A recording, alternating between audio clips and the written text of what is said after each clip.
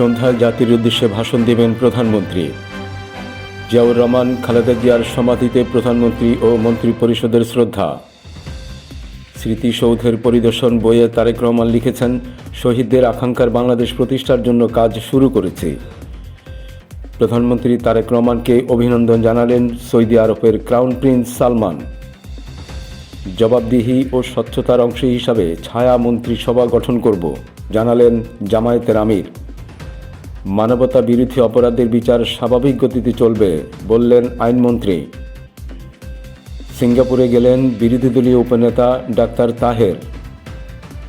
সাংবাদিকতা ফিরলেন সাবেক প্রেস সচিব শফিকুল আলম। চাঁদাবাজদের বিরুদ্ধে হাসনাত আবদুল্লাহর হুঁশিয়ারি।